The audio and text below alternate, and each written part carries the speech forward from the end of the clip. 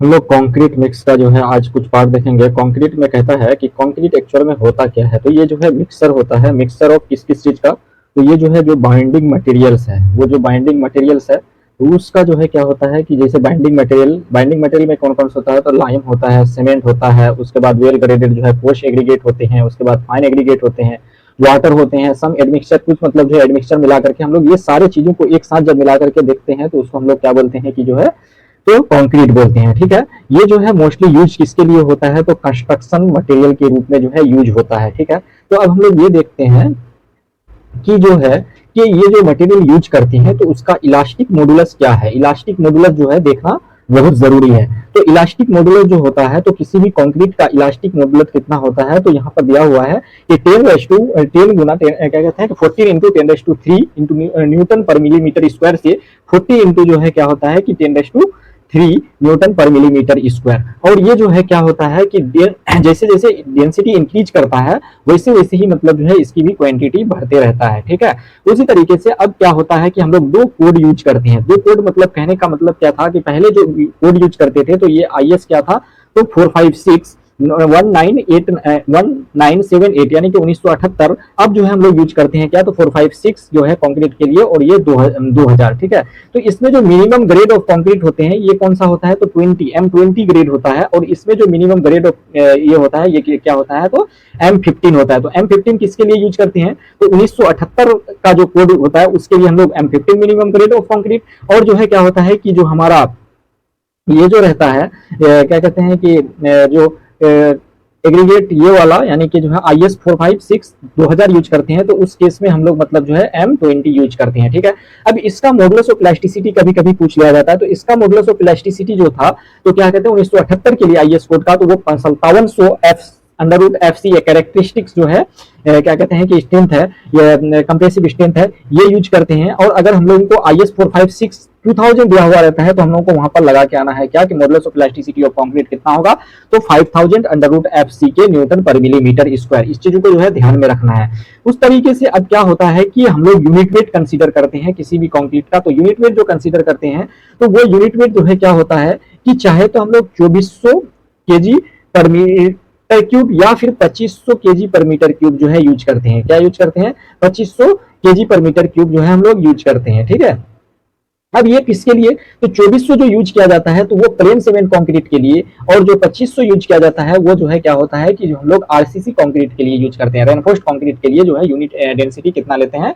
तो वो 2500 लेते हैं। ठीक है, अब देखो क्या होता है कि पॉइजन रेशियो क्या होता है कि lateral strain divided by longitudinal strain को हम लोग क्या कहते हैं कि पॉइजन रेशियो, ये एक डेफिनेशन है।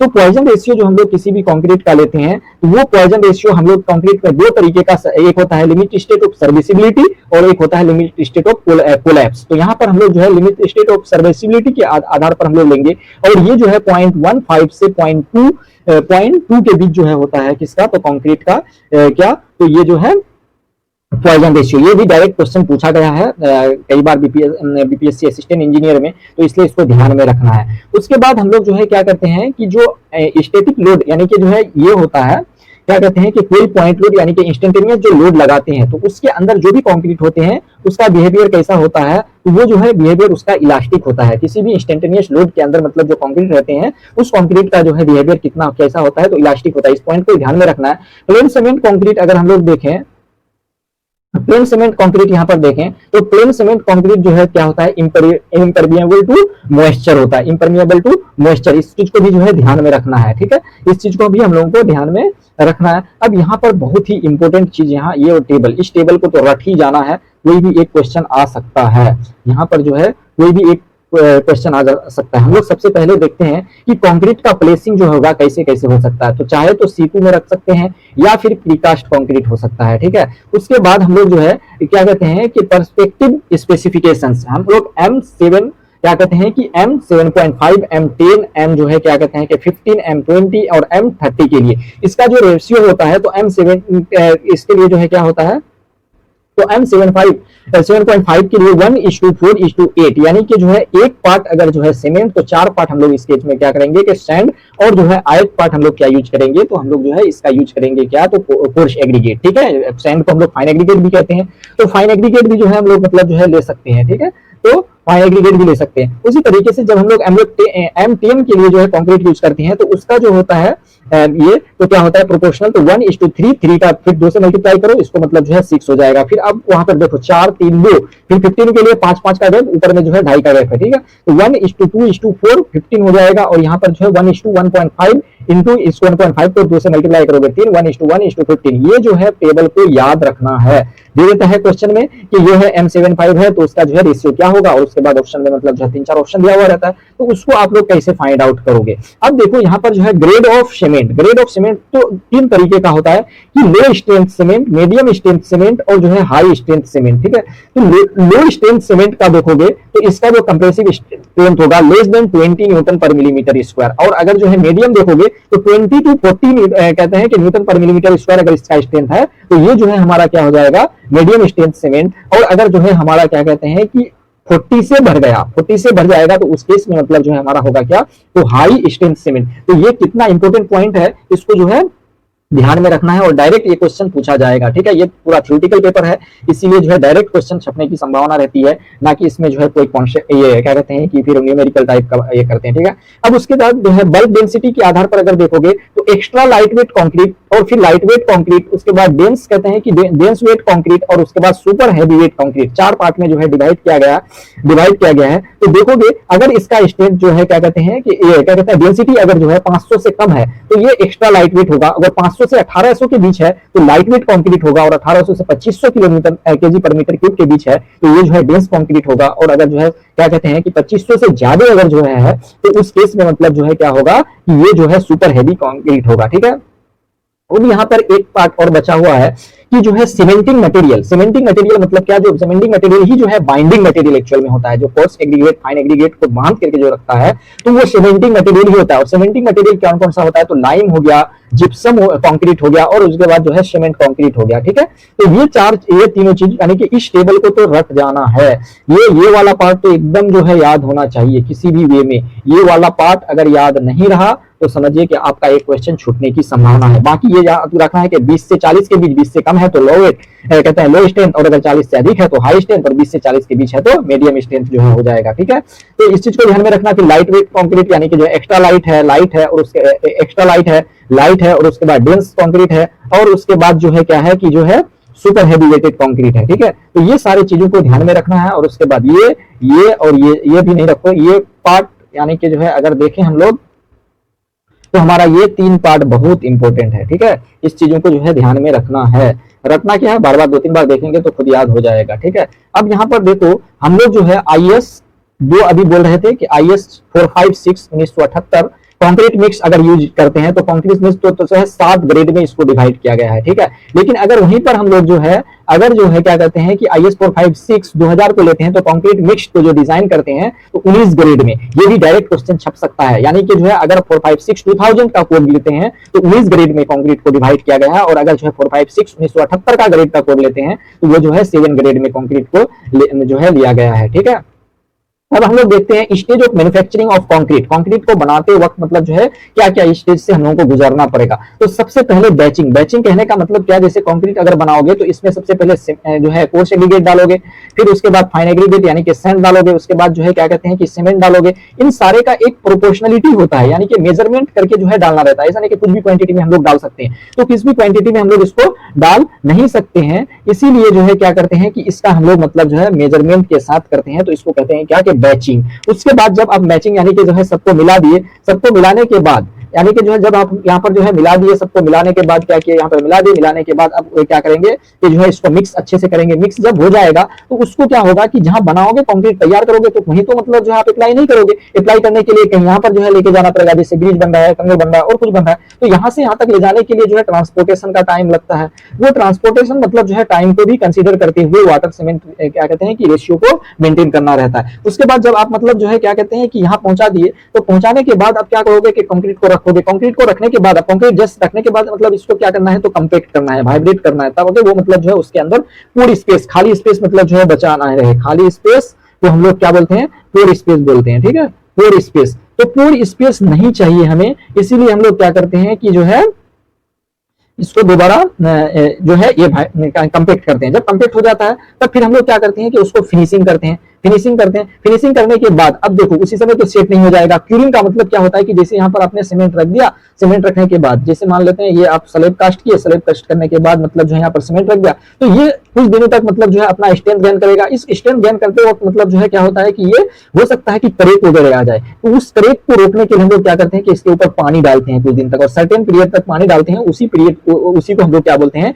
क्यूरिंग ऑफ कंक्रीट बोलते हैं। ठीक है, तो यहाँ सिर्फ सीमेंट का मैन्युफैक्चरिंग नहीं, क्यूरिंग मतलब जो है किसका, तो आपका जो है किसका, तो जो है कंक्रीट का मिक्सिंग के बारे में जो है बात किया गया है। अब देखो बैचिंग दो तरीके का होता है, एक वेट बैचिंग और एक नीचे है अभी वॉल्यूम बैचिंग। ठीक है, बैचिंग मतलब क्या होता है कि it is refers to controlling the quantity of each material. Quantity of material जैसे क्या कहते हैं 10 KG coarse aggregate, 5 KG cement, क्या कहते हैं कि फाइन एग्रीगेट 2 केजी जो है सीमेंट, इस तरीके से जो है इसको, तो उसको मतलब जो है क्या करता है कि कंट्रोल करता है कितना देना है। ठीक है, एग्रीगेट, एडमिक्सचर और वाटर मेजरमेंट का एक्यूरेसी 3% अगर बढ़ गया या घट गया तो उसमें कोई फर्क नहीं पड़ता है। लेकिन बैच क्वांटिटी कहते हैं कि सीमेंट का जो है 2% जो है ज्यादा या कम होगा तो उससे कोई फर्क नहीं पड़ेगा। ठीक है, अब देखो बैच दो तरीके का होता है। बैच जो है एक वेट बैचिंग लेते हैं और एक वॉल्यूम बैचिंग लेते हैं। हम लोग पहले इसको देखते हैं आगे बढ़ा करके थोड़ा सा।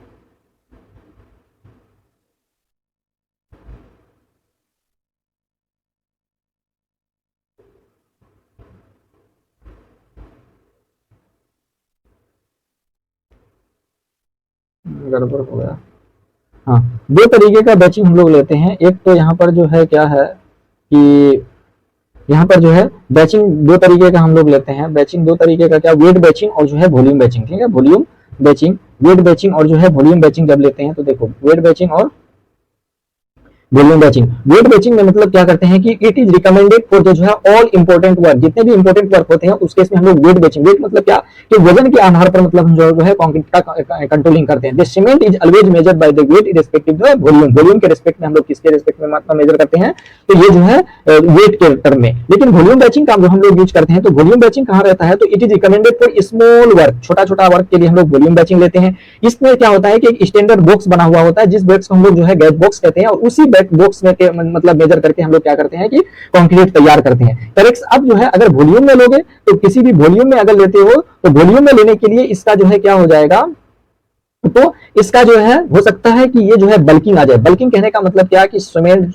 सैंड जो है अपना आयतन यानी कि जो है वॉल्यूम को बढ़ा सकता है। तो ये किसके वजह से जो है बढ़ता है, तो ये जो बढ़ता है तो ये बढ़ता है सिर्फ और सिर्फ जो है किसके लिए, तो फाइन एग्रीगेट के वजह से। फाइन एग्रीगेट मतलब क्या, तो सैंड पार्टिकल जो होते हैं, तो सैंड पार्टिकल जितना फाइन होगा उसका जो है वॉल्यूम बढ़ने की संभावना ज्यादा से ज्यादा रहता है। फाइननेस इज क्या कहते हैं कि फाइननेस इज जितना फाइननेस होगा, ठीक है, साइज ऑफ द जो है क्या कहते हैं फाइननेस डायरेक्टली प्रोपोर्शनल टू, अगर बोलोगे तो सही है, यानी तो फाइननेस का साइज जितना कम होगा उतना ही जो है क्या होगा कि जो है ये तुम्हारा बल्किंग जो है होने की संभावना ज्यादा होगी। ठीक है, तो अब बल्किंग कहता है कि लिमिट लगा दिया है कि 20 to 40% जो है बल्किंग हो सकता है। कब, तो उसमें अगर मॉइस्चर जो है 4 से 6% हो। बल्किंग कब होगा, तो जब सैंड होगा, सैंड में अगर जो है क्या है मॉइस्चर यानी कि वाटर की क्वांटिटी प्रेजेंट रहता है तब वो मतलब जो है फैलता है। ठीक है, तो ये जो है हम लोग क्या करते हैं कि इस चीज को याद रखते हैं। उसके बाद अब जब मतलब आपने मेजर कर लिया, उसके बाद अब क्या करेंगे, तो अब जो है क्या करेंगे कि मिक्सिंग करना है।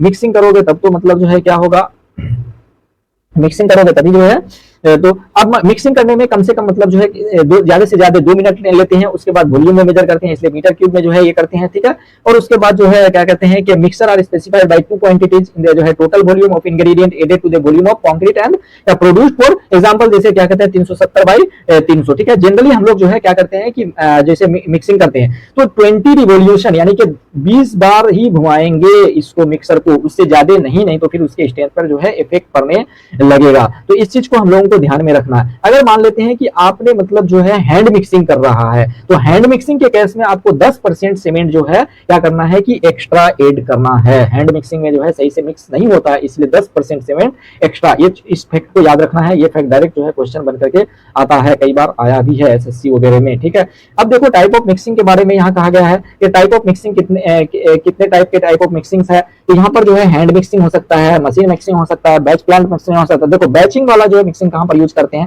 तो ये जो है हम लोग प्रीकास्ट फैक्ट्रीज में जो है यूज करते हैं। उसके बाद मशीन फ्रैक्शन है, उसके बाद पैन मिक्सर है, उसके बाद कहते हैं कि drum mixer are classified into the. अब देखो ड्रम मिक्सर भी होता है जिसमें एक टिल्टिंग मिक्सर और जो है एक नॉन टिल्टिंग मिक्सर होता है, ये कहते हैं कि जो और एक रिवर्सिंग मिक्सर होता है, ठीक है ना। नॉन टिल्टिंग को ही हम लोग जो है रिवर्सिंग मिक्सर कहते हैं। तो दो तरीके का यहाँ पर जो है ड्रम मिक्सर की बात अगर हो तो टिल्टिंग और नॉन टिल्टिंग, और जो है रिवर्स कहते हैं कि रिवर्सिंग मिक्सर हो सकता है, ठीक है। रिवर्सर मिक्सर जो है हो सकता है। उसके बाद देखो टिल्टिंग मिक्सर कहां पर यूज किया जाता है, तो यहाँ पर दिया है कि टिल्टिंग मिक्सर जो है हम लोग लार्ज कंस्ट्रक्शन वर्क में यूज करते हैं, और नॉन टिल्टिंग मिक्सर जो है कहां पर यूज किया जाता है, तो स्मॉल वर्क जहां पर होता है वहां पर हम लोग जो है नॉन टिल्टिंग मिक्सर यूज करते हैं। और नॉन टिल्टिंग मिक्सर यूज करने का लिमिटेशन ये है कि अगर पोस्ट एग्रीगेट का साइज 75 mm से बड़ा है तो आप नॉन टिल्टिंग क्या कहते हैं कि मिक्सर को यूज नहीं कर सकते हैं। अब देखो यहाँ पर दे दिया कि पैन टाइप मिक्सर मोस्टली कहां पर यूज होता है, तो प्रीकास्ट कंक्रीट फैक्ट्रीज में। अब देखो उसके बाद जो है यहाँ पर ये दिया हुआ है, यहाँ पर जो है कि ट्रांसपोर्टेशन फिनोमेना, आपने मिक्सर कर लिया उसके बाद अब जो है ये करना है, तो ट्रांसपोर्टर ये बेल्ट कन्वेयर से ट्रांसफर कर सकते हैं, या फिर हम लोग जो है क्या कहते हैं कि इनएक्सेसिबल एरिया में बेल्ट कन्वेयर से, या फिर पंपिंग से जो हम लोग मोस्टली यूज करते हैं। कहां पर, तो पंपिंग जो है ये कहता है कि पंपिंग के लिए जो है क्या होना चाहिए, तो कंपैक्शन फैक्टर जो होता है कंक्रीट का कितना होना चाहिए, 0.902 जो है 0.92 के बीच। तब मतलब जो है क्या होगा कि इजीली मतलब जो है क्या होगा कि ट्रांसपोर्ट होगा किसके थ्रू, तो जो है तुम्हारा क्या कहते हैं कि जो है पंपिंग मिक्सर के थ्रू, ठीक है। डायमीटर जो होता है उस पंपिंग मिक्सर का कितना होता है, तो 100 से जो है 200 mm के बीच में होता है। अब देखो यहाँ पर एक चीज ये दिया हुआ है कि अब अगर मान लेते हैं पंपिंग मिक्स इससे क्या कहते हैं कि ट्रांसपोर्ट करते हैं, तो हॉरिजॉन्टल कितना जा सकता है, वर्टिकल कितना जा सकता है, तो 400 मीटर तक हॉरिजॉन्टल और 80 मीटर तक जो है क्या कहते हैं कि वर्टिकल हम लोग मतलब जो है कंक्रीट को पंप कर सकते हैं। तो ये चीज भी याद रखना है, ये डायरेक्ट भी जो है पूछा जाता है, इन सारे चीजों को याद रखना। उसके बाद आपने मतलब जो है क्या करोगे कि अच्छे से कंक्रीट को रखना पड़ेगा, रखने का मतलब जो है यूज करना है। प्लेसिंग ऑफ कंक्रीट में जो है क्या कहते हैं, मान लेते हैं आपने मिलाया और उसके बाद जो है डिले कर दिया, लेट कर दिया, तो उस केस में भी जो है स्ट्रेंथ पर इफेक्ट पड़ेगा, नहीं पहले ही जो है सेटिंग टाइम शुरू हो जाएगा। तो और उसके बाद क्या कहते हैं कि मान लेते हैं कि कंक्रीट को कभी भी 1.5 मीटर से ज्यादा हाइट पर से नहीं गिराना है, 1.5 मीटर तक ही मैक्सिमम जो है हाइट पर गिराना है। और प्लेसिंग ऑफ कंक्रीट अंडर जो वाटर, मान लेते हैं कि अंडर वाटर में आप अगर प्लेस कर रहे हैं तो वहां पर हम लोग ट्रेमीज यूज करते हैं, और वहां पर जो है ट्रेमिंग में यूज कर क्या करते हैं,